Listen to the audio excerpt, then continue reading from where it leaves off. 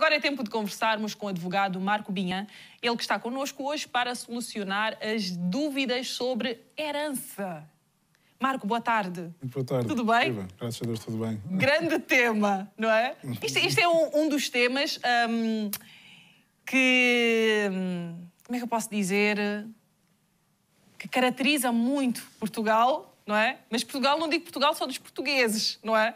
Eu acho que é um aspecto muito importante aqui que define muita coisa também, não é? Sabes que eu vim aprender sobre a herança, mesmo que é herança, estando a viver aqui, nestes 6 anos. Acredito, se calhar é uma real. Como Portugal é um país já mais antigo, não é? Ou com património já muito antigos, se calhar há mais questões de herança daqui, há mais dúvidas e mais necessidade de destinar as coisas de quem já faleceu. Exatamente. A quem está vivo. É verdade, a quem está vivo. Então, vamos tentar perceber aqui e ajudar os nossos telespectadores também a perceber o que é herança. O que é uma herança? A herança é o património que fica sem titular por causa da morte do respectivo titular. E que com património entende-se quer o património ativo, que são bens, casas, carros... O que e for, dívidas. E património também o passivo, são as dívidas. E o que acontece com as dívidas? As pessoas, efetivamente, não herdam dívidas. Herdam é a responsabilidade de, com o dinheiro que, eventualmente, houver na herança, pagar as dívidas que forem possíveis pagar. Porque um herdeiro nunca irá pagar com o seu próprio património dívidas do falecido. No máximo que deve fazer é, se receber o dinheiro para si, antes de pagar as dívidas, depois tem de, até à medida do dinheiro que recebeu, pagar essas mesmas dívidas. Ok. Como disseste bem, na medida do possível, não é? Imagina que o dinheiro não é suficiente para liquidar as dívidas do ente querido. Não é possível, não é possível. Exatamente. É aquilo que for possível. É só o património ativo que houver da herança é o que responde pelo património passivo. Ok. Juridicamente ninguém vem atrás de ti, pelo património próprio, não. O que pode acontecer, e esta é uma dúvida muitas vezes eu falo do património, sim, falo do património próprio, peço imensas desculpas de cortar, Marco. Se este património próprio tiver a ver com a herança enquanto ou a herança só é herdeiro a partir do momento em que a pessoa morreu, ou como é que isso depois... Imagina que pronto, o pai morreu, deixa a herança para o filho, mas entretanto a casa que o filho tem foi o pai que comprou ou o pai que doou em vida, perceber melhor. Muito bem, isso pode acontecer.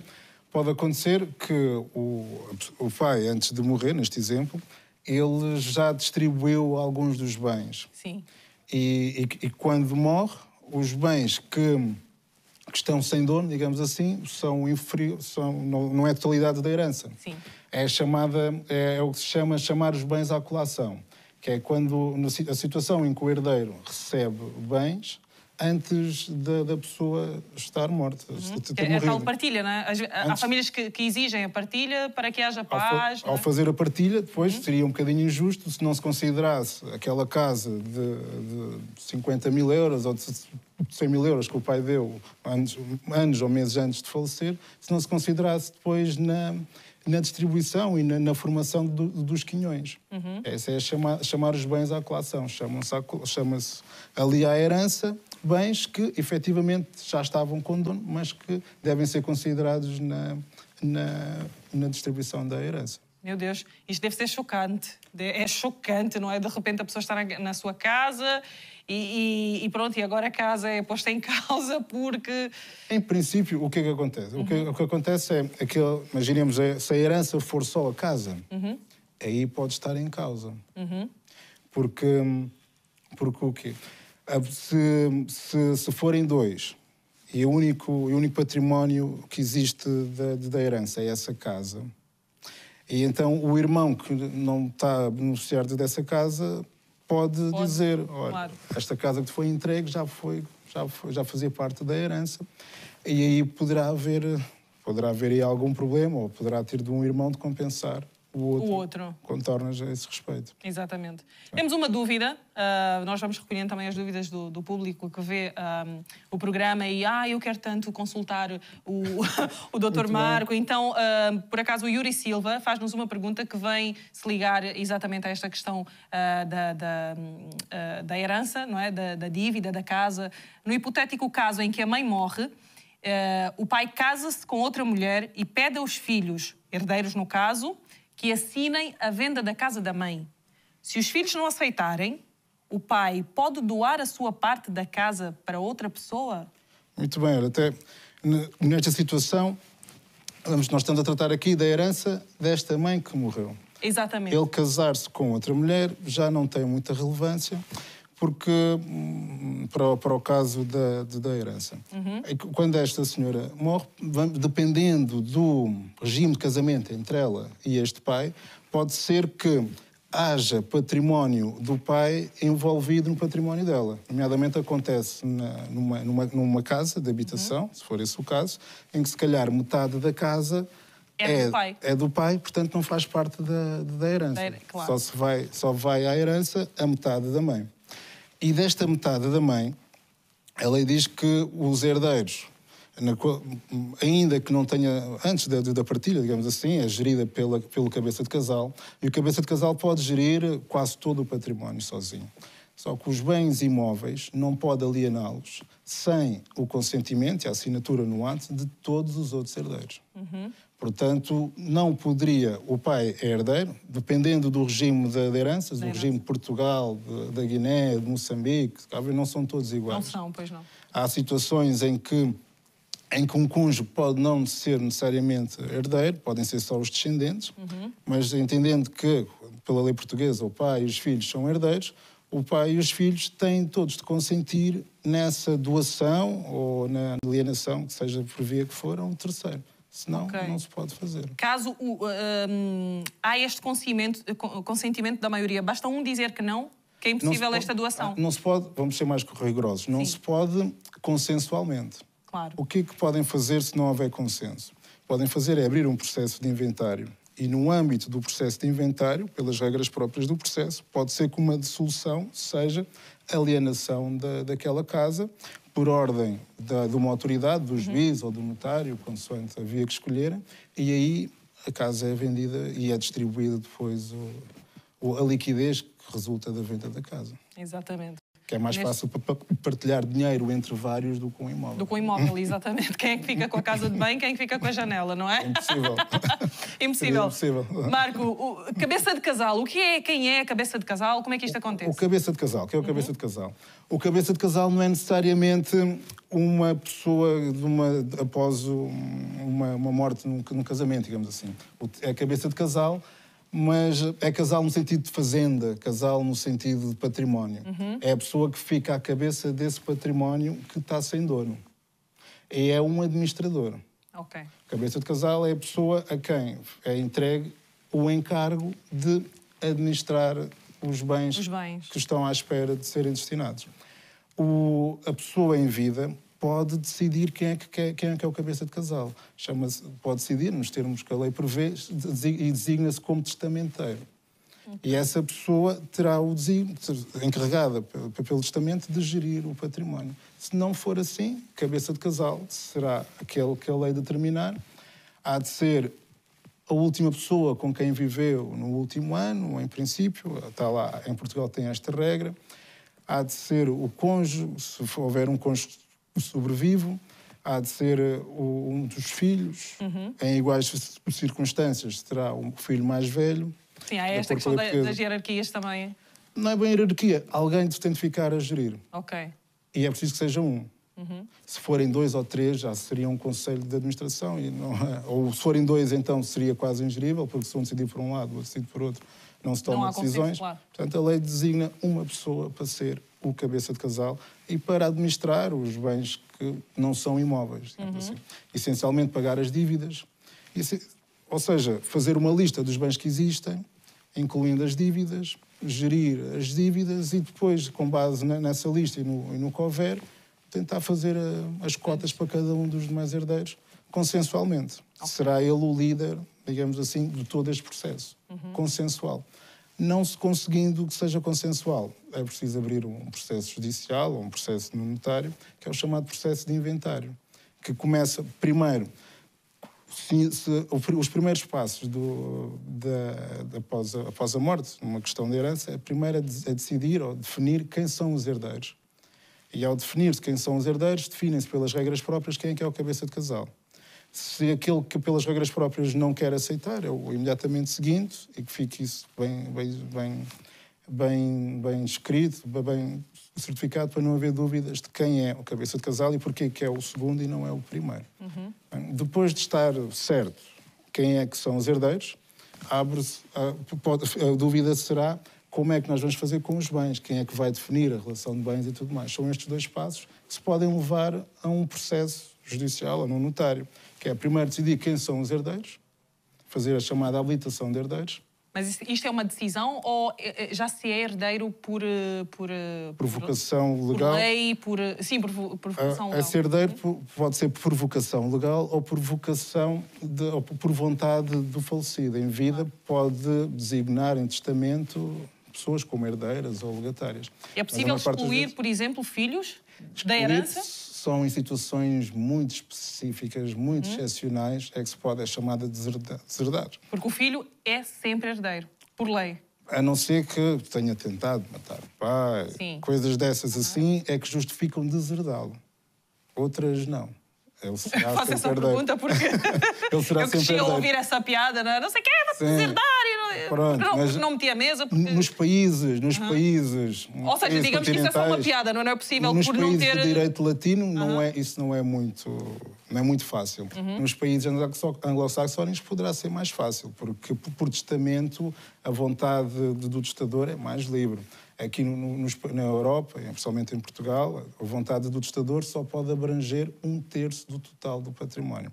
Ou seja, no máximo podemos excluir do herdeiro 1/3 do património. Podemos destinar 1/3 a um estranho, mas os 2/3 seriam para os herdeiros por vocação, por força da lei. Ok, então, para além dos filhos,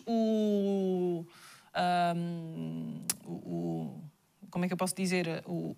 A pessoa pode decidir a quem quer deixar os seus bens. É isso? Pode fazer. decidir. Imagina que até tem uma família e que acontece e que gera muita confusão. Não sei qual é a realidade aqui em Portugal, mas vou buscar muitos exemplos nos filmes. Os filmes também estão aí para nos educar e informar, para além de outras coisas, não é? Não podemos absorver tudo, mas há muita informação boa. Imagina que a pessoa em questão não quer deixar nada para a sua família e vai fazer a doação dos seus bens todos para uma instituição. É possível isto? Anular a família e doar a instituições, porque acontece, não é? Até a totalidade nem vou falar, bens... acho que foi o Karl Lagerfeld que deixou a herança toda para o gato. O gato ou o cão, já não me lembro. Deixar a herança para o gato ou atribuir bens a animais em Portugal, isso não existe, não é? Isto ainda é longe, é uma realidade longe. Poderia ser possível atribuir a uma instituição que tinha o encargo de cuidar de animais, exatamente. Animais. Isso já seria possível. Ir distribuindo os bens ao longo da vida e não sobrar nada para a herança, e se calhar é o que todos fazemos. Não, todos vamos fazendo. Deixar não o valor é de propósito. só para o caixão e... Não é porque isso a pessoa em vida pode fazer o que quiser com os seus bens. Claro. Pode destiná-los ao que quiser. Pode acontecer uma coisa, e isso é preciso estar atento, que é, por razões de saúde mental, as pessoas podem não estar totalmente cientes daquilo que estão a fazer. E isso é uma situação de alerta que justifica que o herdeiro, ou qualquer pessoa que esteja atenta a isso, lance este alerta e que, eventualmente, essa pessoa não esteja nas suas capacidades plenas de discernimento e que aqueles atos não sejam válidos por isso. Não porque estejam a tentar desvirtuar a herança, porque a pessoa tem o direito. A herança é uma eventualidade. Exatamente. Ninguém pode amarrar quem quer que seja a evitar que desfaça dos bens. A herança é sempre uma eventualidade. E portanto, nesses termos, a pessoa pode dispor dos bens.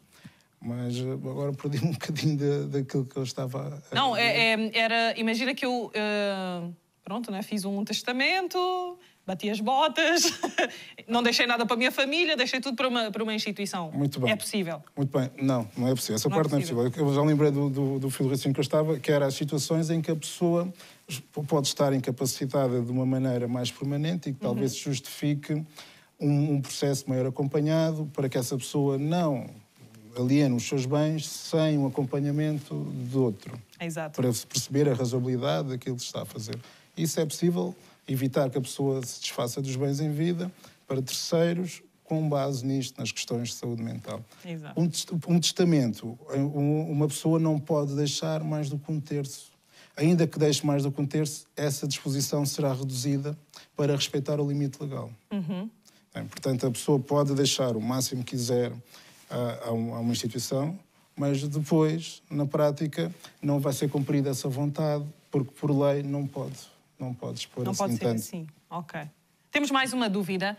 Os nossos telespectadores andam acesos, não é? Isso é ótimo.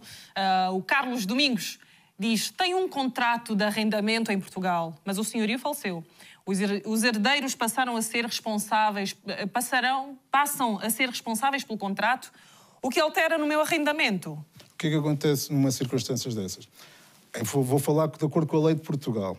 De acordo com a lei de Portugal, porque eu não sei, noutras jurisdições poderá ser diferente. De acordo com a lei de Portugal, o arrendamento é sempre de um imóvel. A palavra arrendamento só se justifica a locação de um imóvel.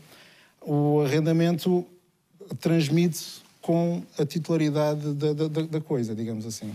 É como se fosse ia dizer uma tatuagem, algo assim parecido. Faz parte. A pessoa que compra ou que adquire aquela coisa, aquela casa, aquele imóvel com arrendamento, adquire-o assim. Tal como o adquire, não vou dizer que fosse um defeito, não é bem um defeito, mas é uma das qualidades daquele imóvel enquanto durar o arrendamento. Portanto, o arrendamento transmite-se aos novos donos, é igualzinho ao que estava, com os mesmos termos de duração, é igualzinho ao que estava. Cumprindo aquele tempo estipulado pelo contrato. Não percebi. Imagina que o contrato que o Carlos, no caso, tinha com o falecido era por 2 anos. Durante 2 anos não se pode alterar este contrato, ainda que o senhorio tenha falecido. Os herdeiros vão ter de aceitar o contrato nos mesmos termos. Se o contrato estava para durar mais 3 anos, eles têm de assumir mais 3 anos e têm com aquelas condições. Com aquelas exatamente iguais. Ok. E tem de, se quiser denunciar o contrato, tem dos mesmos termos em que o falecido teria, nos prazos devidos, avisar que o contrato não se vai renovar. Essa é a regra da transmissão do arrendamento. E quem é que passam a ser os responsáveis pelo contrato? Enquanto não houver a partilha, será o cabeça de casal. Após a partilha, será a pessoa a quem o bem for entregue, em partilha. Exatamente. Carlos, um caso muito frequente, vou falar da Angola nomeadamente, é a realidade a que estou mais ligada, é que muitas mulheres, não sei aqui em Portugal se é igual, mas muitas pessoas, homens e mulheres, acabam por se relacionar com pessoas que estiveram casadas ou estão casadas, mas terminaram a relação e não se divorciaram. Estas pessoas acabam por ter uma relação de longa data, inclusive até acabam por ter filhos. Esta situação vai ligar um bocadinho aquilo que falámos há bocado da herança da casa e não sei o quê. Agora, imagina que esta pessoa em questão, o homem ou a mulher que é casado e não se divorciou, mas vive maritalmente com outra pessoa, acaba por falecer. Eles tiveram uma vida conjunta de 5 anos, inclusive um filho. Esta pessoa faleceu. Eles nunca casaram, mas também nunca tiveram uma união oficial, com documentos a comprovar. Esta mulher, ou este homem no caso, que acaba por ficar viúva, né, porque teve esta vida marital com esta pessoa, tem direito a alguma coisa? Esse exemplo acho que também é algo comum, relativamente comum em Portugal. E o que é que acontece? Nessa circunstância, essa segunda relação não pode ser considerada união de facto. Porque um dos pressupostos da união de facto é nenhum dos membros da união de facto está casado com o outro. Ok. Portanto, legalmente não poderia ser considerada uma união de facto e ela não teria acesso aos direitos do unido de facto. Direitos da herança, já vamos lá. Há direitos que resultam da proteção social ao unido de facto. E de alimentos. Neste caso, muito provavelmente não terá direito, porque alguém há de acusar que aquela pessoa era casada e, portanto, não viviam verdadeiramente a união de facto. Viviam num outro tipo de relação. O que é que acontece? Essa pessoa era casada com um anterior, com uma anterior pessoa, não é? Há já muitos anos que não tinha nenhuma vida com ela, mas não dissolveram o casamento. Nenhum dos dois dissolveu o casamento. E quando um deles morreu, o outro ficou viúvo, não é? Porque estavam casados. Claro. O estado civil passa a ser o de viúvo. Tá? E verdadeiramente estava casado com aquela pessoa. Claro. Tá? E essa pessoa é que é a herdeira. Ainda que não se vissem há 30 ou 40 anos. Porque ela é que é a cônjuge. Este filho não conjugal. Este filho não conjugal é filho como os outros. Tem os mesmos direitos. Tem os direitos do filho como os outros. Isso, quanto ao Desde filho, que registado como filho. Se estiver registado, se ele for o pai... Não é? Eu conheço muita gente que vem reclamar nacionalidade, mas infelizmente acabam por chegar aqui muitos, não é? Do tempo do colono, e nós temos os filhos de portugueses até terceira geração têm direito à nacionalidade portuguesa, mas muitos acabaram por chegar aqui e não encontrar os seus progenitores em vida e acabam por ter essa dificuldade depois de comprovar que realmente eram filhos de... Isto sem conseguir comprovar?